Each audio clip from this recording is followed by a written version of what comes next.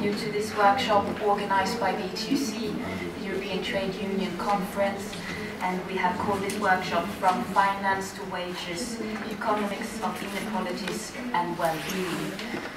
This is a very important topic for trade unions because this is really about the core of trade union policies. Before introducing our distinguished speakers, I should perhaps explain that I'm the moderator of this panel. My name is Veronica Nilsson, and I'm the Co-Federal Secretary of the ETUC. And then, as to our speakers, I'm very pleased to welcome Paul Magnette, who is the Federal Minister for Climate and Energy here in Belgium, and he's in charge of environment, sustainable development, and consumer protection. And then, to my left, I have Jürgen Flüter, who became a member of the European Parliament in 2009. He's also a member of the Committee on Economic and Monetary Affairs, and he represents the GUI group, and he is from Germany. And then to my right, I have Owen Tudor. He is replacing Brendan Barber, who is the General Secretary of the TUC, the Trade Union Congress. He was prevented to come because of important negotiations in the UK on pensions, but we are very pleased that Owen accepted to step in with such short notice. Owen is the head of the EU and International Relations Department of the TUC in the UK. And then next to Owen, we have Evelyn Wegner, who has also been a member of the European Parliament since 2009. She's also the Vice Chair of the Committee of Legal Affairs, and she represents the S&D group. And for us within the trade union movement, we know her very well. She also used to be running the ÖGB, the Austrian Trade Union Confederation Office here in Belgium. And finally, I would like to introduce you to my colleague, Ronald Janssen, who is our economist and advisor on economic issues, among other things, many other issues as well. And he has been with the ETUC since 2003. So those are our speakers that will participate in the discussion this morning. Words about how we are organizing this workshop.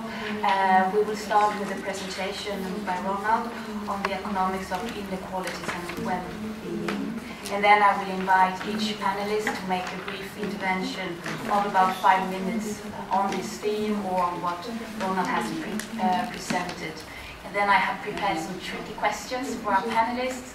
And then I would also like to invite you, if you would like to make comments or if you have some questions to our speakers. And then before closing, we should have another round of conclusions from our panelists. But I would now like to invite Ronald to make the presentation From Finances to Wages, Economics of Inequalities and Well-being. Certainly living in interesting times, because a couple of years ago Europe and the world economy was hit by a financial crisis, which was the consequence of the deregulation of financial markets that had gone too far.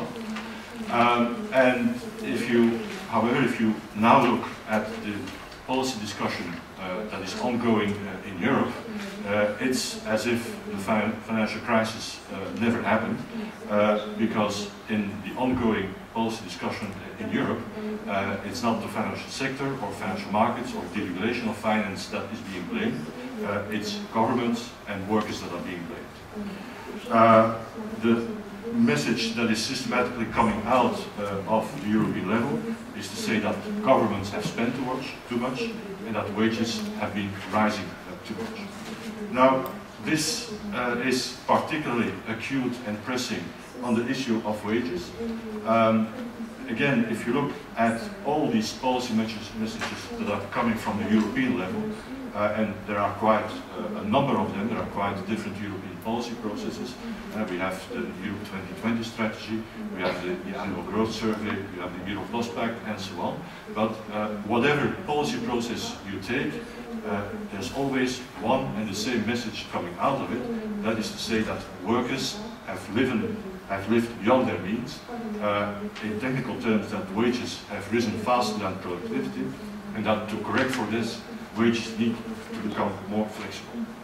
Wages need to fall. This is a quote directly from Olli Rehn, the European Commissioner, saying to the workers of Greece that Greece has to get used to falling living standards, and also that workers need to get used to falling wages. In that context, the recommendations coming out of Europe are also for a deregulation, a weakening of wage formation and collective bargaining systems, whether it's on minimum wages or decentralized collective bargaining. This is what is coming out of the European level.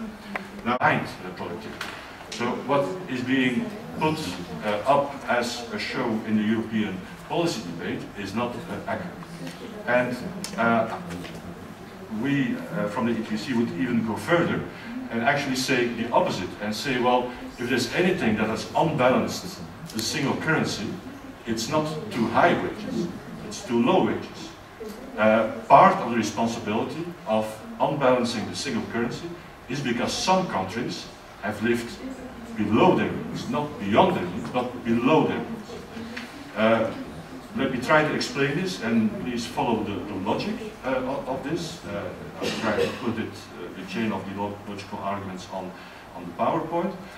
What has actually happened in the single currency since its start? Well, since the start of the single currency, one particular member state, I didn't put it on the slide, but it's Germany, which represents 25% of the economic weight of the euro area economy, that member state has systematically opted to pursue a program of labor market deregulation. They've done it all. They've pushed wages down, pushed trade unions into concession bargaining for longer unpaid working hours, for wage cuts. They introduced precarious work, a booming temporary agency sector, €1 jobs, minute jobs, cuts in unemployment benefits, a complete deregulation of the labor market. That has produced the obvious results of wage stagnation, explosion of precarious jobs, explosion of the low-paid sector, rising profits and rising inequalities. These were the effects in Germany itself. However, Germany was and is part of the single currency, so this also had effects for the rest of the euro area. Because what also happened is that inflation in Germany, due to all this labor market deregulation, was falling to almost zero. So, if you are a European Central Bank and the heritage of the Bundesbank, what do you do when your core country is getting into dangerous deflation territory? You cut interest rates. That is indeed what the ECB did. They cut interest rates to 2%, not only for Germany, of course, but for the whole euro area economy. What happened in the rest of the euro area, in countries like Spain, where good growth was already there? Well, they got very low interest rates, 2% interest rate, 5% nominal growth.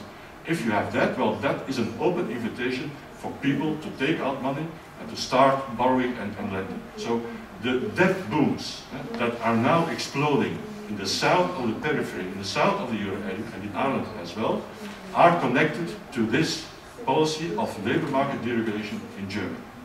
So what you have now is a situation in which these countries are blamed. They have lived beyond their means, and that is the official policy program of Europe.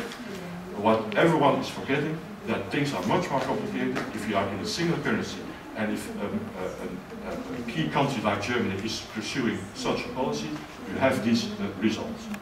Saying very clearly, and it's also in the Athens Manifest, there's a copy of that over there on the table, we are saying very clearly that wages are not an instrument of adjustment, and that instead they should function as an engine of growth.